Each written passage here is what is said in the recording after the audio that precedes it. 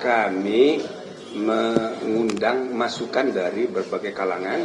Hari ini ada 8, ada lembaga negara kayak Komnas HAM, Komnas Anak, kemudian ada Dewan Pers, ya kan?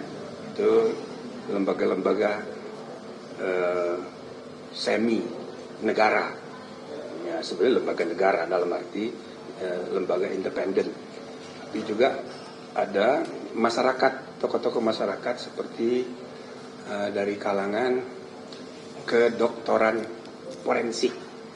Nah, ini hal baru yang kami dengar selama sudah lebih dari 80 kelompok. Nah, ini hal baru yang menuntut supaya ada independensi kedokteran forensik. Nah, itu ide yang bagus. Terus ada lagi dari kelompok-kelompok dosen-dosen fakultas hukum.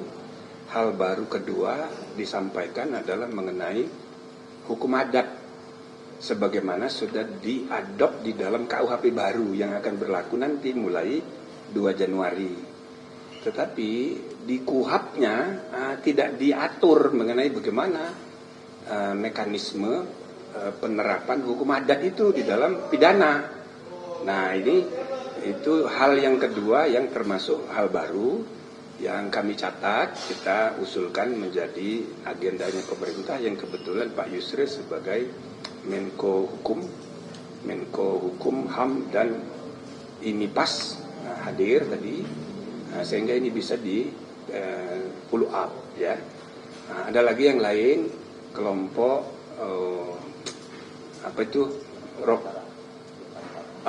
ada 2, satu kelompok aliran kepercayaan, satu lagi kelompok Lokantara yang concern di bidang kebudayaan.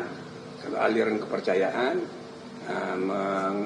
mempersoalkan perlindungan terhadap kelompok minoritas aliran kepercayaan. Nah, ini hal yang baru juga yang tadi kami dengar, ya kita jadikan masukan. Nah, yang terakhir itu Rocky Gerung dan kawan-kawan. Walaupun tidak lama dia, tapi memberi masukan yang saya anggap cukup serius. Seperti biasa dia cara berpikirnya itu out of the box, tidak sama dengan mainstream. Nah, akhirnya kita sudah mendapatkan masukan dari semua kalangan, termasuk juga kami berkunjung ke daerah-daerah ya sebagai tambahan supaya kita jangan nanti dianggap hanya mendapat masukan dari pusat, dari Jakarta. Jadi kita udah keliling, tim ada yang ke Aceh. Terakhir saya juga ke Balikpapan dengan beliau, dan Pak Dapiri. Mungkin terakhir nanti ada ke Bali. Ya, mungkin ada masalah adat juga. Nah, ini semua masukan ini sudah kami anggap cukup lengkap untuk mulai kami mendiskusikan. Besok itu hari Kamis, itu adalah rapat pleno di mana kami sudah mulai memilah-milah dan memilih usul kebijakan reformasi struktural seperti apa, kultural seperti apa saja yang tepat untuk Polri ke depan, dan juga reformasi instrumental undang-undang maupun juga perpol. Nah, itu kita evaluasi, ya kan, kemungkinan kita usulkan untuk kita laporkan kepada Presiden menjadi agenda reformasi yang menyeluruh tentang Polri di masa depan. Silakan kalau ada yang mau tanya, ya. Saya Niko dari Kompas TV, Pak Jimli. Ini kan ada laporan dari SafeNet yang mencatat ada 1.902 aduan, termasuk 54% diantaranya ini kekerasan terhadap perempuan. Banyak kasus polisi melakukan kekerasan terhadap istrinya, terhadap pasangannya, dan juga perempuan. Apakah ini nantinya akan menjadi atensi dari tim reformasi Polri? Itu yang pertama. Banyak sekali, berarti sangat serius. Betul. Maka pasti bukan hanya kepada perempuan, juga kepada anak. Ya, kekerasan terhadap anak, demonstrasi digerakkan oleh yang dewasa, tapi perlakuan pada anak juga ada beberapa kasus. Nah, jadi kita harapkan itu nanti sudah pernah kita diskusikan Januari, ada perlakuan khusus dan perlindungan yang lebih kepada kelompok perempuan, anak-anak, dan difabel. Itu ya. Nah, tapi itu nanti berkaitan dengan reformasi kultural yang antara lain misalnya kita akan berusaha mengefektifkan pengawasan disiplin, pengawasan aturan, dan pengawasan etika. Nah, misalnya ada usul supaya kita perkuat Kompolnas didukung oleh Kompolda di setiap provinsi yang Kompolnas dan DAIN bisa memecat gitu loh, dan itu harus efektif seperti DKPP yang kita dirikan, yang saya pimpin pertama kali 2012 dulu. Itu banyak KPU Bawaslu di seluruh Indonesia yang melanggar kode etik, kita pecat. Nah, ini juga harapannya Kompolnas itu nanti efektif gitu loh, menegakkan kode etik, menegakkan disiplin profesional. Gitu kira-kira jawabannya. Jadi nggak bisa case satu-satu, tapi sistem kita tingkatkan efektivitas pengawasan. Berarti mendorong pemecatan, ya Prof? Pemecatan kalau sudah finalnya, yang sudah tidak bisa diampuni, ya berhenti. Gitu. Dan nggak perlu ragu-ragu. Itu pemberhentian itu, pemecatan itu bahasa kasarnya. Kalau bahasa diperhalus sedikit, pemberhentian. Bisa dengan hormat, bisa dengan tidak hormat. Maksudnya nggak usah di penjara, you pindah kerja di tempat lain. Tujuan penegakan kode etik itu memulihkan kepercayaan publik pada institusi Polri, bukan membalaskan pelanggaran yang dilakukan seseorang. Beda dengan hukum. Kalau hukum itu menghukum, kalau etika enggak. Dia tujuannya adalah memulihkan public trust pada institusi dengan cara yuk pindah deh kerja tempat lain. Nah gitu. Oke. Sama wartawan juga kalau tidak profesional bisa deh tidak usah di penjara, tempat lain aja kerja gitu. Siap, Prof. Terima kasih. Oke, satu lagi, Prof. Kita kan tahu juga ada informasi terkait dengan 6 polisi yang saat ini dilakukan sidang etik atas dugaan kekerasan hingga menyebabkan meninggal dunia di Kalibata, Jakarta Selatan. Adakah atensi atau perhatian dari tim reformasi Polri agar nantinya tidak ada perbuatan main hukum sendiri di lingkungan kepolisian? Terima kasih, Prof. Itu termasuk disiplin profesional. Cuman kan jangan nanya ke kita kalau kasus repot, ini ada menyangkut kasus datang ke sini minta bantuan. Jangan dong, kita mau reformasi ke depan. Kalau kasus itu diselesaikan case by case, kan sudah jalan penegakan kode etiknya, kita percayakan aja. Nah tentu para hakim yang mengadili gitu ya, anggota komisi yang mengadili penegakan kode etik, dia kan sudah lihat gelagat reformasi ini, tentu dia akan lebih baik, nggak berkurang gitu. Ya harapan kita efektif gitu. Terima kasih. Habis cukup ya? Nggak ada koordinasi dulu pertanyaannya. Terakhir. Prof, saya Iqbal dari Harian Kompas, Prof. Tadi kan sudah disebutkan. Oh, sama-sama Kompas ya. Tadi kan disebutkan, Prof, tim Komisi Percepatan Reformasi ini sudah keliling ke berbagai daerah dan menemui beragam kelompok masyarakat. Tadi disebutkan ada lebih dari 80, Prof. Nah, itu mayoritas masukannya soal apa sih, Prof? Apakah soal kekerasan ataukah penanganan perkara atau harga yang lain? Satu lagi soal besok kan sudah mulai komite pleno. Nah, itu bisa dijelaskan, Prof. Timeline bulan kedua dan ketiga itu nanti akan seperti apa, Prof? Ya, jadi bulan kedua kita mulai membuat kesimpulan-kesimpulan.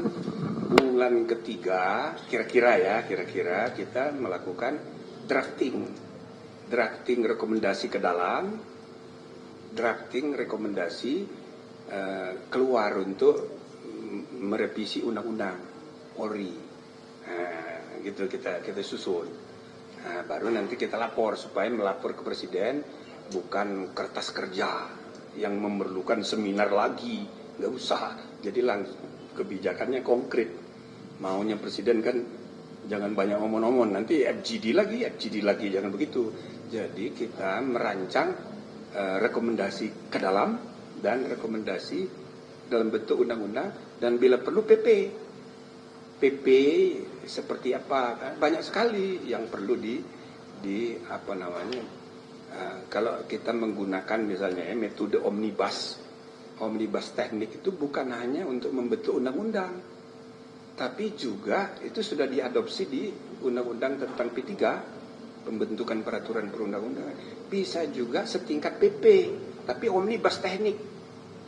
Bisa juga perda dengan teknik yang sama. Nah, untuk PP misal ada beberapa undang-undang yang sekaligus perlu kita harmoniskan implementasinya melalui pengaturan di PP. Misalnya soal penempatan anggota Polri di berbagai yang jadi isu sekarang ini.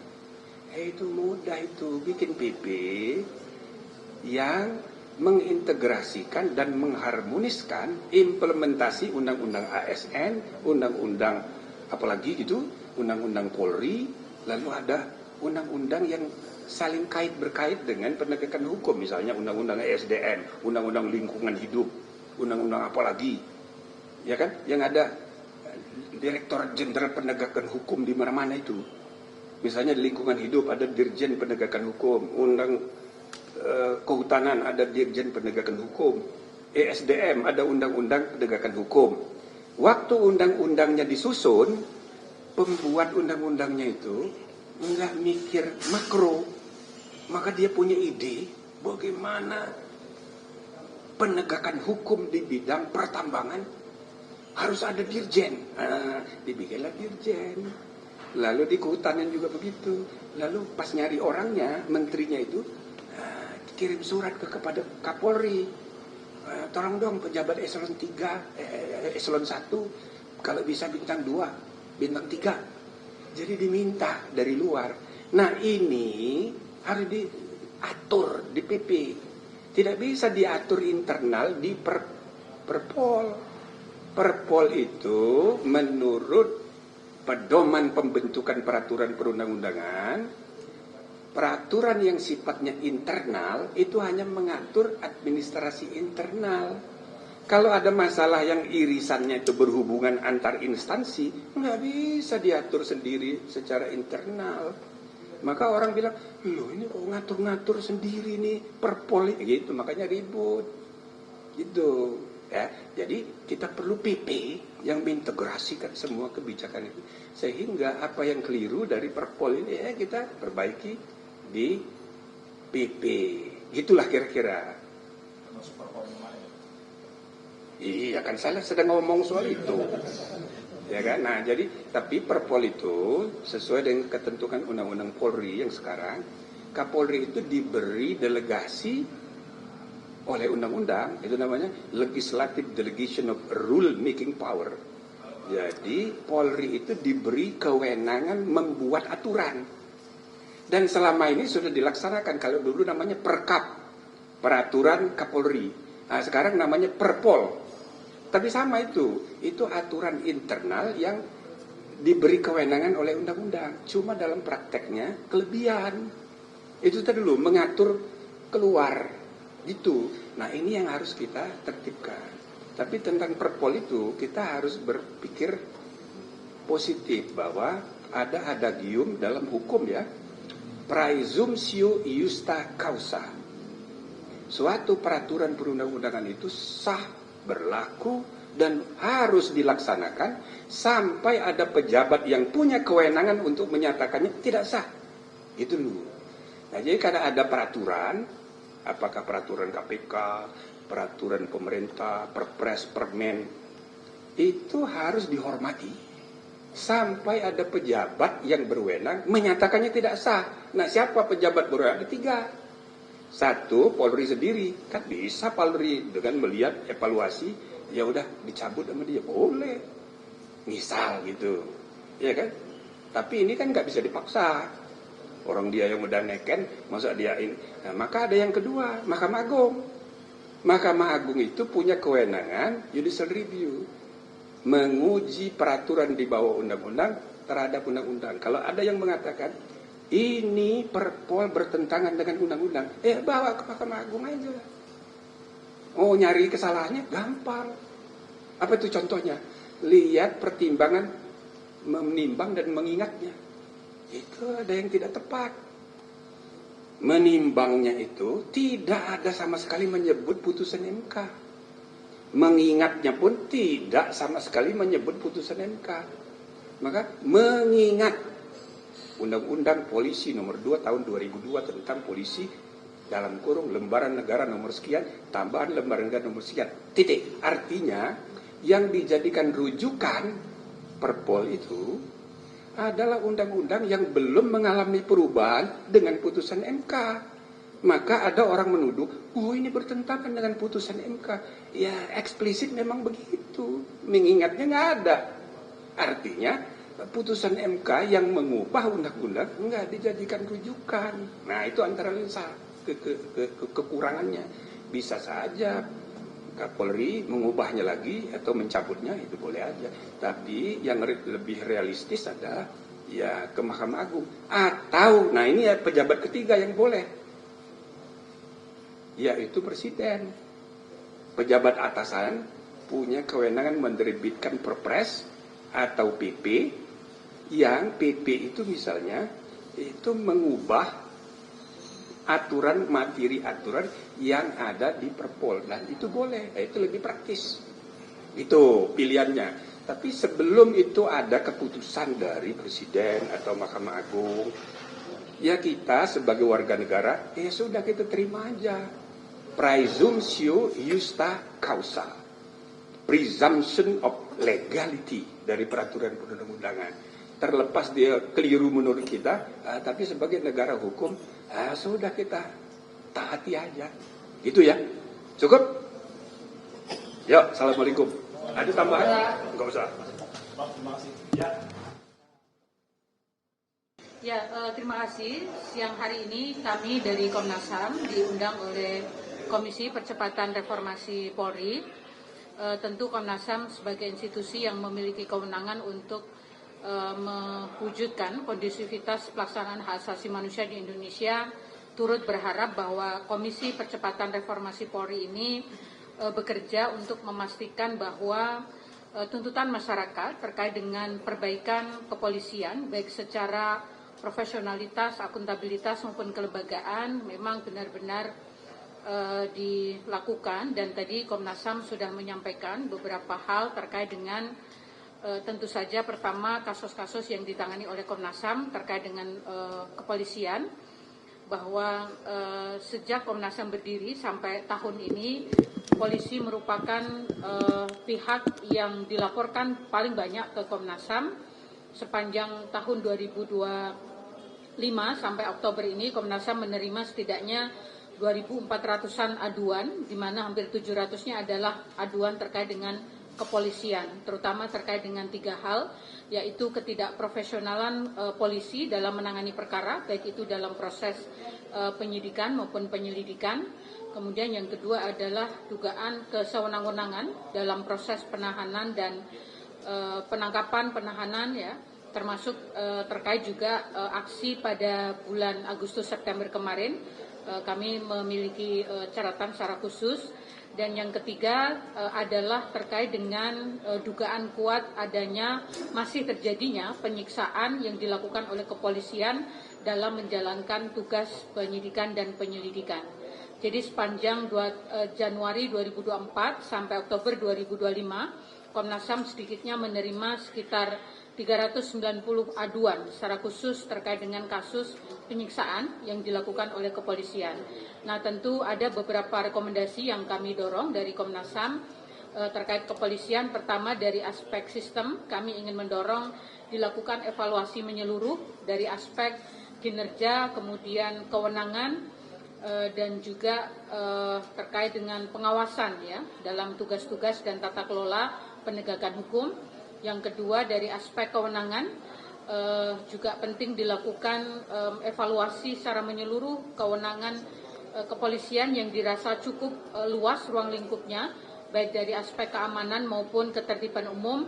Dan yang ketiga, dari aspek kultur, kami mendorong ada dilakukan evaluasi secara komprehensif terkait dengan pendidikan, mekanisme rekrutmen termasuk mutasi dan lain sebagainya, tidak berbasis meritokrasi, dan juga tentu saja pengaruh utamaan HAM dalam tubuh kepolisian, sehingga terutama kaitannya dengan tugas-tugas pengamanan dalam aksi unjuk rasa, di mana hak setiap warga negara untuk mendapatkan jaminan dan pelindungan atas kebebasan berpendapat berekspresi tidak berujung pada kriminalisasi sebagaimana terjadi pada aksi pada bulan Agustus hingga September kemarin. Jadi secara umum itu Bu Putu silahkan memberikan tambahan terkait dengan apa yang disampaikan Komnas HAM pada Komisi Percepatan Reformasi Polri. Silakan. Baik, terima kasih. Dan tentu saja selain kultur dan sistem yang harus dibenahi, Komnas HAM juga menyoroti perlindungan bagi kelompok-kelompok rentan, perempuan, anak, penyandang disabilitas, serta masyarakat adat. Karena isu-isu yang bersinggungan dengan kelompok rentan, terutama di sektor bisnis dan sumber daya alam itu sangat kental. Sehingga kita harus memastikan bahwa reformasi polisi ini betul-betul profesional, juga memastikan bahwa upaya terkait hak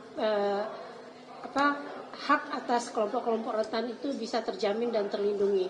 Hal yang lain adalah kita juga mendorong terkait transparansi, ruang terkait upaya penyempitan ruang-ruang korupsi di dalam lembaga. Ini juga kemudian kita harapkan menjadi suatu perubahan yang signifikan, sehingga kita harap polisi benar-benar menjadi pelindung rakyat, bukan sebagai alat represif bagi rakyat.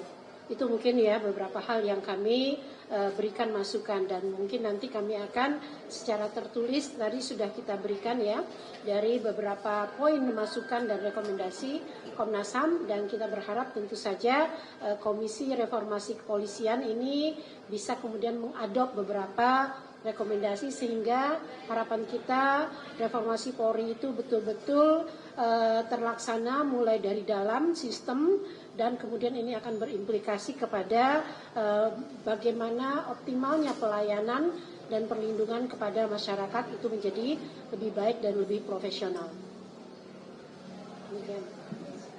Terima kasih. Kami dari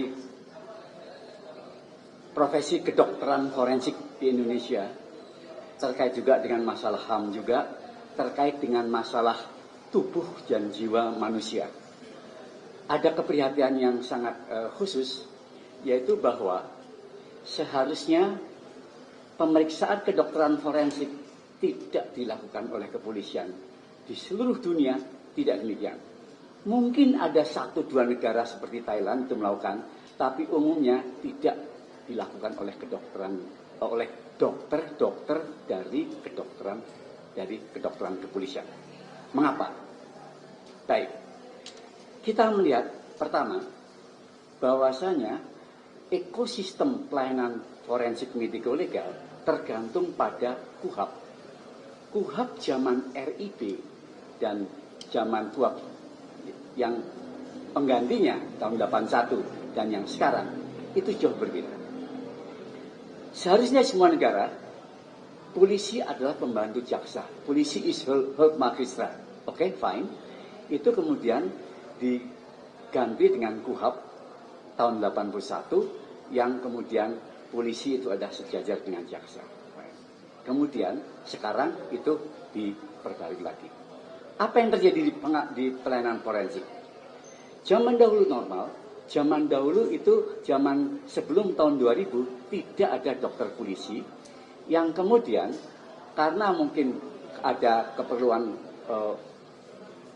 bencana massal diperlukan untuk identifikasi, tetapi bukan pemeriksaan forensik. Kemudian dilakukan pendidikan kedokteran kepolisian oleh Universitas Indonesia tapi nggak punya mayat. Mayatnya dikirim dari RSCM, dikirim ke sana. Jadah punya mayat. Tapi kemudian berkembang, akhirnya diperintahkan semua mayat dikirim ke rumah sakit Bayangkara.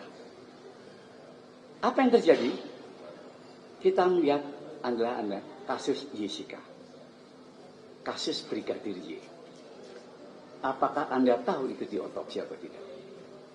Kami melakukan reekshumasi. Sehingga yang dikhawatirkan adalah otopsi dilakukan oleh kepolisian dan kemudian dokter di luar kepolisian itu sekali-sekali dimintakan bantuannya hanya melakukan pembanding kalau ada gejolak-gejolak. Itu adalah suatu malapetaka yang luar biasa. Mengapa demikian? Karena kedokteran forensik harusnya itu adalah imparsial, tidak hanya independen. Dan prinsipnya adalah harus ada hierarchical detachment dan structural detachment. Artinya adalah dokter forensik tidak boleh tunduk pada suatu hierarki tertentu yang kemudian diperintahkan oleh atasan lakukan ini itu dan akibatnya sudah terasa.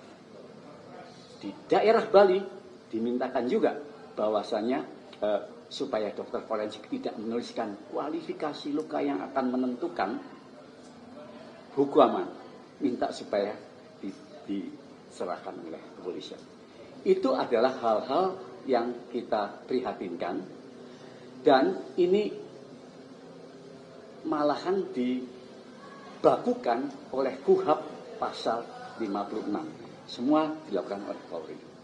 Untuk itulah maka kehadiran kami tadi mengingatkan kembali, meminta pada semua pihak, sadarilah akan hal-hal semacam ini. Bencananya akan datang apabila ini kita biarkan.